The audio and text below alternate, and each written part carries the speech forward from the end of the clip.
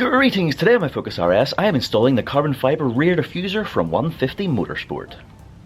Alright, so here we are then, the quite frankly epic looking carbon fibre rear diffuser for the Focus RS from 150 Motorsport, and my first impressions are awesome. It just obviously looks fantastic. Getting right up close, the clear coat is perfect, zero blemishes that I can see. Everything is formed beautifully, there's no like rough edges.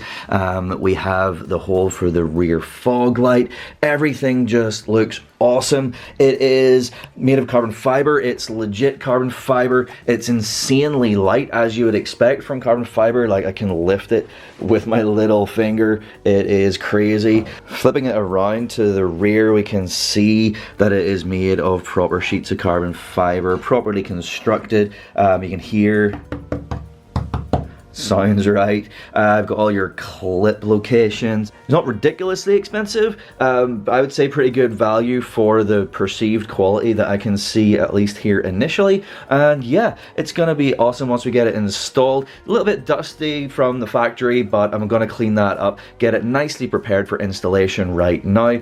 So yeah, without further ado, let's get started with that. Alright, so first step I'm going to do is Carbon Collective Panel Prep Cleanser. Just clean it up, remove any residues from the factory, and get it nicely prepared. Prepare the surface for ceramic coating. So real easy, just going to spray this into a nice clean high quality microfiber cloth and give it a good old wipe down. Alright, nice and prepped. So onto the ceramic coating. The first layer is going to be G-Technic Crystal Serum Light. Okay, so we've got the Crystal Serum Light. They give us in the pack a little, if I can get it out of there, applicator. They give us some gloves, which definitely you have to wear. They're probably like XL, but you know, single use, who cares? And then another brand new cloth here, microfiber, nice and fresh, ready to go. So it's really simple. I'm gonna get a few drops on here and then literally just coat the whole surface and then wipe any excess off with a light wipe of our microfiber, and then we leave it, and that is it. Probably because it's quite a large piece, I'll probably do like, you know, up till here, like halfway, then you know, wipe it, and then do the second half, wipe it, and then that will be our Crystal Serum Light applied.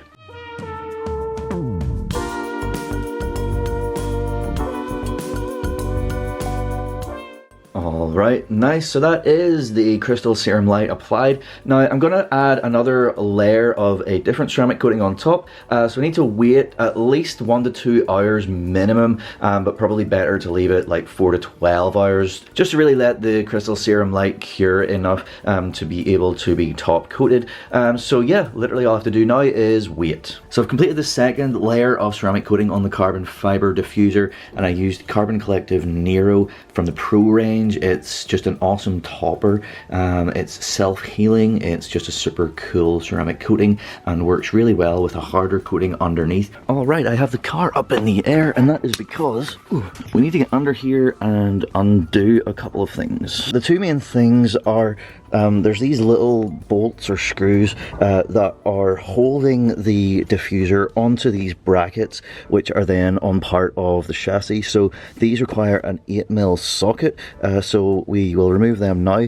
Then we need to disconnect the main wiring harness, which is over here to the side, this big square thing. So we just push in that middle bit and then pull them apart.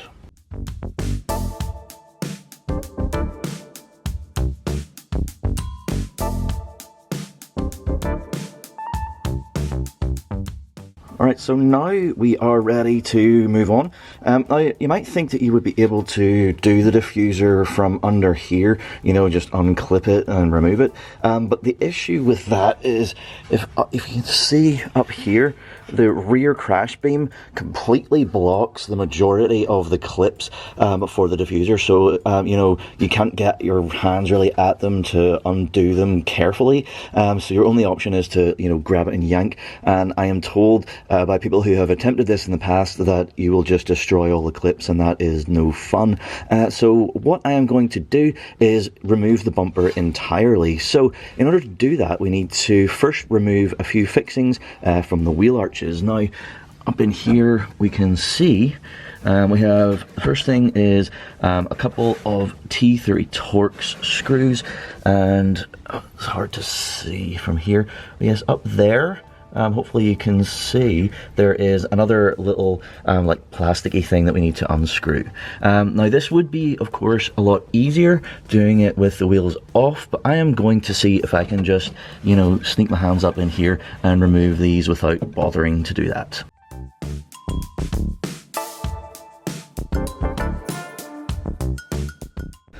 So this upper one is a bit easier to access from the outside.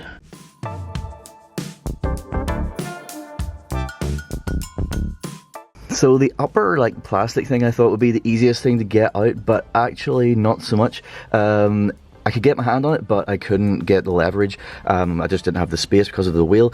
So just jacking the car up, which of course, you know, raises the car and, you know, the wheel will drop down, gives me just enough space to get the socket in here. And this is a 10mm deep socket.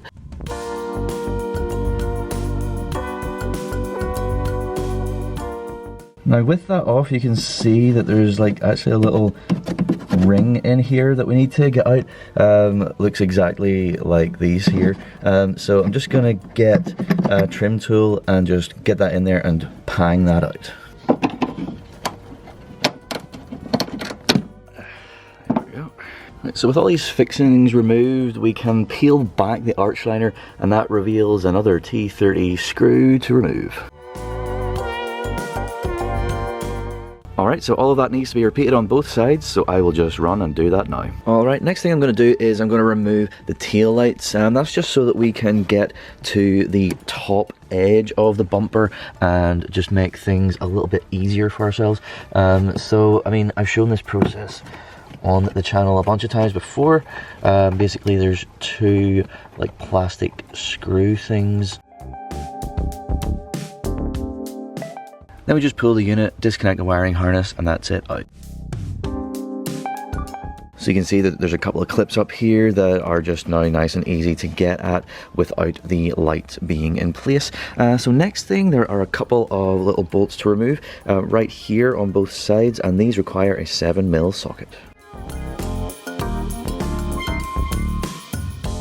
So just under here, one thing that I forgot whenever I was disconnecting the wiring harness is this is on a little plastic Christmas tree clip, which is onto part of the chassis here. So we just need to pop that out of there, otherwise that will, you know, drag.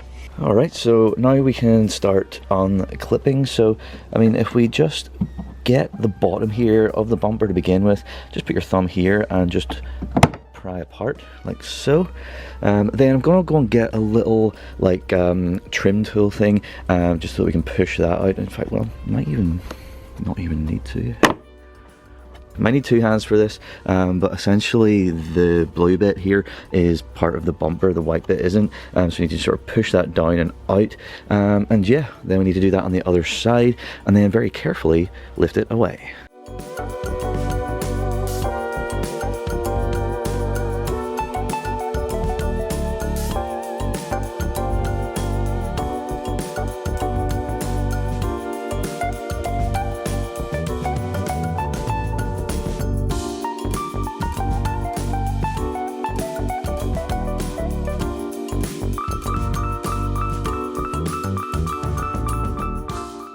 Alright, so I got the bumper here in the garage. One thing that I actually forgot about was this little antenna connection, this connection that goes right in the middle of the wiring harness, which goes right over here, in there. So essentially, you know, you lift away the bumper a bit, then you can just go clink, and that is it. Then you can remove the bumper. It's light enough you can just hold it whilst you do that, and then that is the bumper off. So at this point I'm going to pause in proceedings and sort of go a bit sideways and do a little bit of maintenance here just while we have the bumper off. So I'm going to, like, you know, clean up some of this rusty bits on the rear crash structure, but mainly what I'm talking about is around these vents. A lot of people have had issues on their Focuses where like water runs down and goes in the top of these vents here and here, and then it like gets all like, you know, really wet. There's like a foamy like sound deadening thing in behind here which like absorbs all the water, and then it just builds up and builds up, and then eventually starts to ingress into the car, and that sucks. So the solution is to pop these vents out, run a bead of like Tiger Seal or whatever you have, and then like put them back on, and that fixes the problem. So I think I'm gonna do that, you know, preemptively. I don't have any issues. Like my seals, you know, seem okay. They're not like, you know, these things aren't, well, I mean, that's, it's not like super tight, but it's not like super loose either. You know, if the people that have the issue tend to have like big, you know, gaps here. But I might do it preemptively just so that I never have the issue going forward. So you start with a little one, you kind of, you know, pull it just until you get a little bit of a gap, and then you like put like a thin trim tool, like this is what I used, and you just sort of go in the side. There's 4 clips, like 1, 2, and then the same on that side, and you sort of go in, press them, and then like pop out a wee bit. And then once you do all 4, it just comes right out like that. But what I'm going to do is I'll clean up the area, and then I'll go and get well, I've got Sticksol, which is kind of like Tiger Seal, put it around here and then jam it back on. But what I'm going to do is going to like reach in here and release the clips on the bigger one. It has 2 clips up top and 2 clips down below. So we can see that I don't have like, you know, the leaking issue, because, you know, this sound deadening is bone dry in here. But we actually don't need this sound deadening in here at all. Apparently, you know, people don't think it does anything at all. So gonna just get rid of that. That looks like a piece of glass. How on earth? Anyway, yeah, I might like vacuum this out before I seal the vents back on. Alright, there we are then, all nice and sealed. Both sides looking nice, and that is a nice thing for the future. I've also gone ahead and done a bit of like rust treatment on the rear crash bar. So yeah, now we can get back to the actual install of the carbon fiber diffuser. Alright, first thing I'm going to do is I'm going to remove this heat shield right here, and it's just got a series of T30 screws.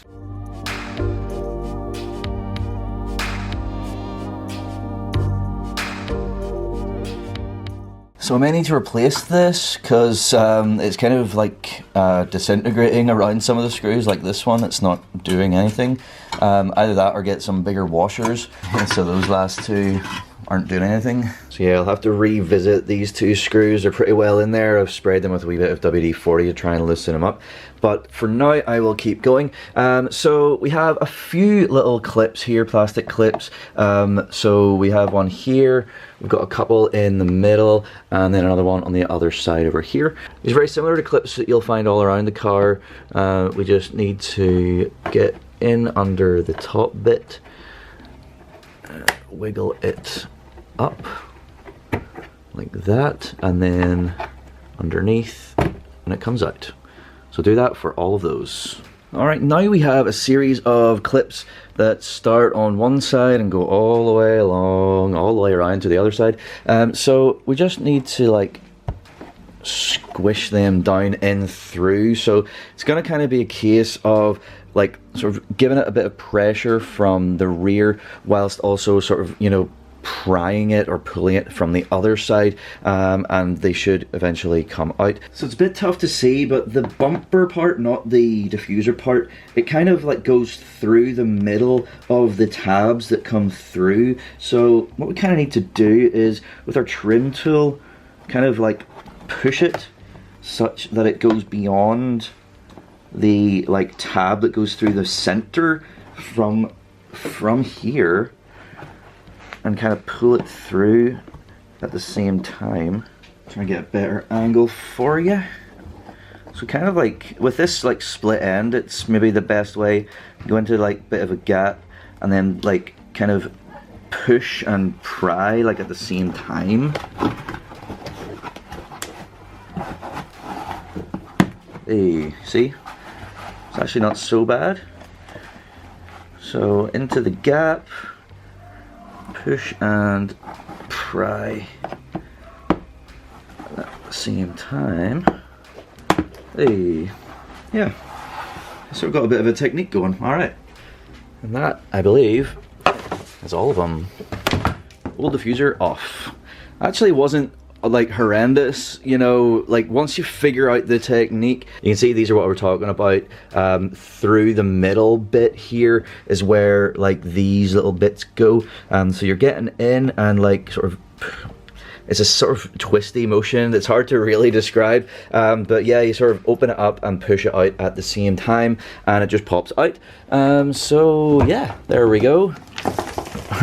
Lots of dirt and debris.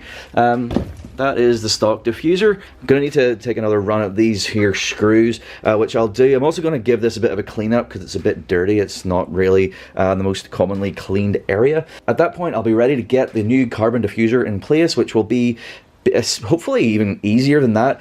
Just sort of getting it in place and pushing it through and clicking into these tabs will be the first stage. So yeah, I'll spend a bit of time giving this some TLC and I will come back to you. So with the area cleaned up and the bumper flipped around this way, I'm just going to get the diffuser, place it on here, and just literally push the tabs into the gaps. You can see the slots here all along that obviously we just poked the other one out through from, and then just, yeah, push it in and hopefully everything will click into place, and then we can start getting the rest of the fixings done.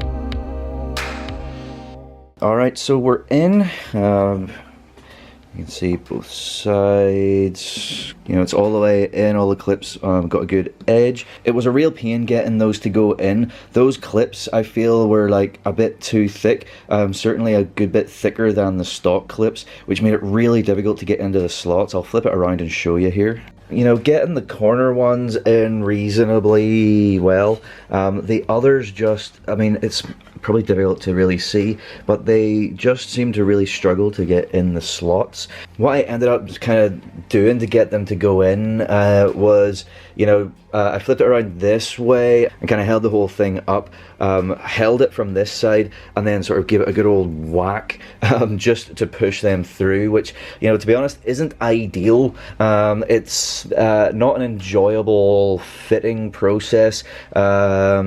Yeah, fitment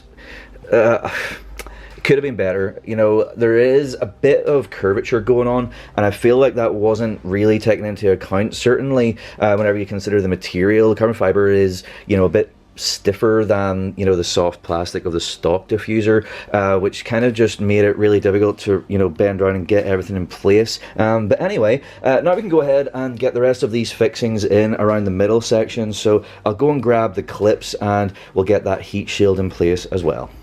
So yeah, do these 4 plastic ones first. So I'm running into another fitment issue. So you can get the inner part of these push clips in, but whenever you try and push the outer bit in that's, you know, makes it expand to lock into place, it will not go in. And the reason behind that is the hole in the carbon is a little bit too small. It's smaller than the hole on the other side, whereas it should be the same. Now what that means is we can't put that in because it just will not go. So yeah, our options, I guess we could drill the hole out a bit bigger in order to make it the correct size, but that's obviously not ideal. You can kind of see the comparative size of the holes here, but yeah, it's kind of annoying. So yeah, to get this done, I'm just going to drill the holes out. So 6mm is the size that we need, and we need to do this one, this one, this one, and this one over here at the end.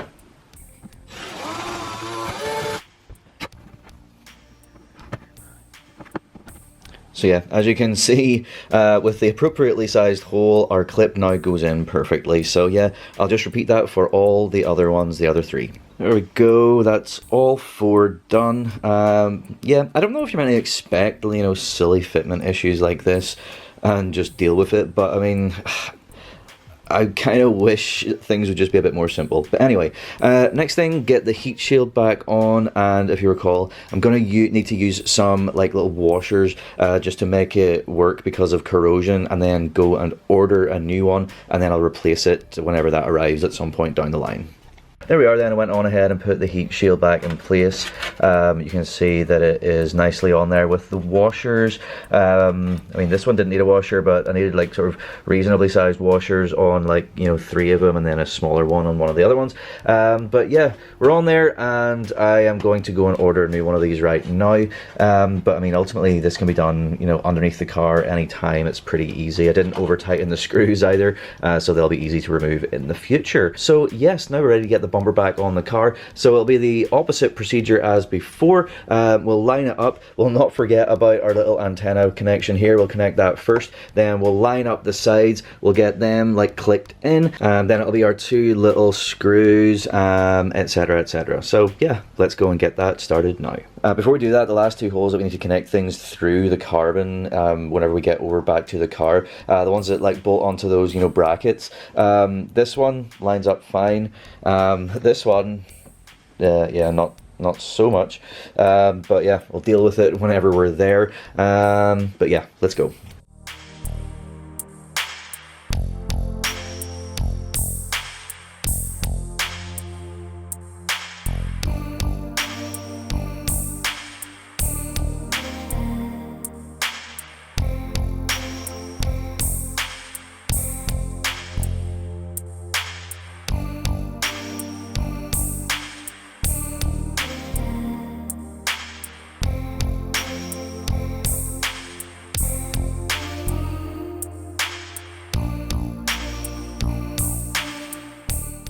So yeah, it wasn't meant to rain, so had to kind of rush that and get it done, at least to the extent that I did.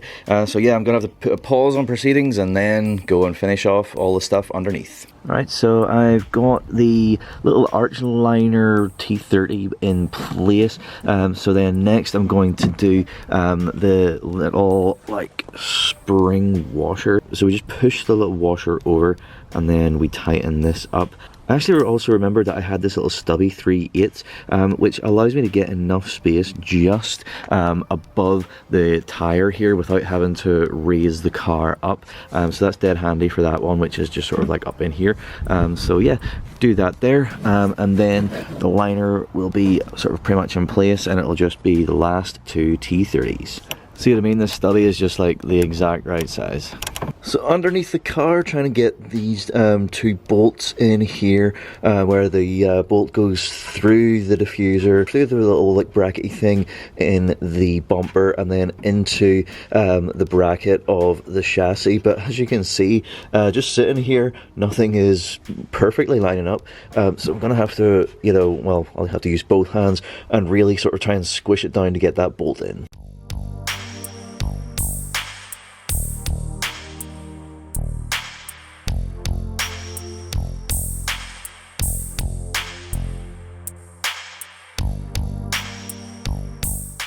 Alright, so you can see I got it in, and that's fine. I have not done this in any way tight at all, for the reason that the washer thing that's like, you know, part of this is quite large, and the sort of cutout or indent that they put into the bit of carbon is smaller, so we're like immediately like touching up against it, and if you tighten it, you're just gonna, like, you know, destroy the carbon, which, you know, obviously sucks. But getting it up there, you know, enough such that it's, you know, solid, is fine. But yeah, just another annoying little fitment issue. But anyway, have the other one to do, and then we can also connect up our wiring harness. See, as far as like the bracket and stuff, like this side's the same carry on with like not lining up, but this is the one that I need to drill this out to 6mm and then just try and push everything, squish it just enough to make it work.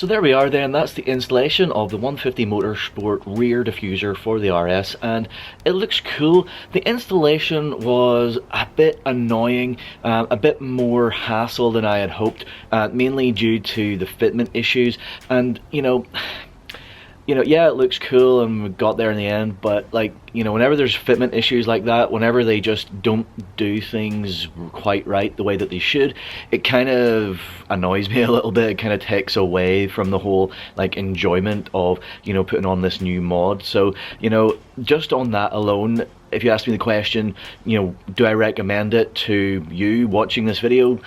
Probably not. It's probably not worth the hassle and the pain of those fitment issues. So yeah, I mean, maybe the more expensive options out there, like Sabon or whatever, are better. I don't know, maybe. If you have done one of the more expensive ones, Sabon, Ventus Veloce, whatever, let me know down below.